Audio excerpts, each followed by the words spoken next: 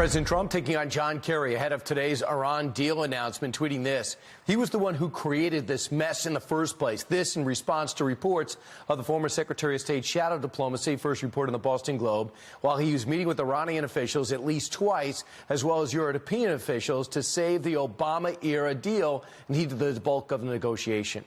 Our next guest argues that Kerry's actions are wrong in every way. Here to explain, CIA officer and radio talk show host Buck Sexton. Hey, Buck, this seems to be a violation of the Logan Act, which is never prosecuted, but this is really out of line, isn't it?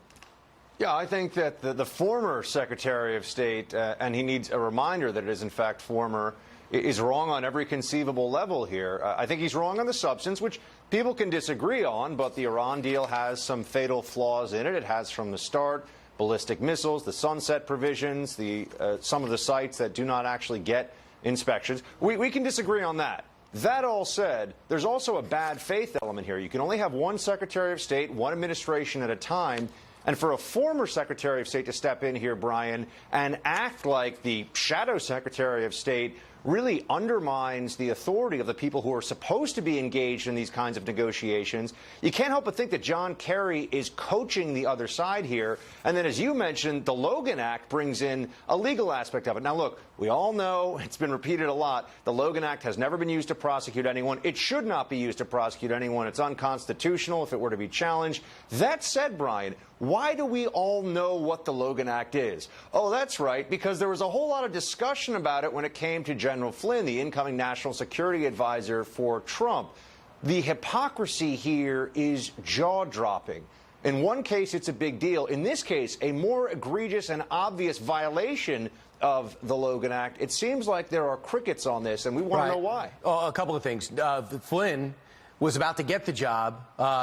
Kerry is out of a job, number one. Number two, he's met with the EU foreign policy chief.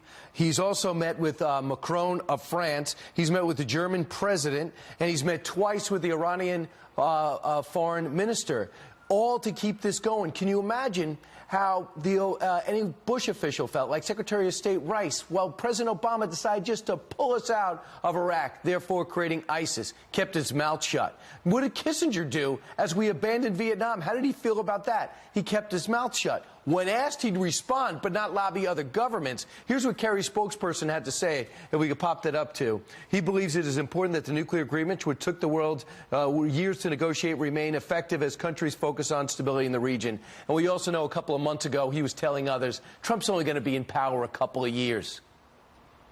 Look, this is something that we expect from the Taliban, to have a shadow government in place, not from our own former Secretary of State. I mean, this is really beyond the pale. And, you know, to have meetings like this is not casual. This is not someone who's just talking to his former counterparts. He's negotiating from the other side of the table. Buck Sexton, thanks. We'll talk about it. We'll find out more at 2 o'clock.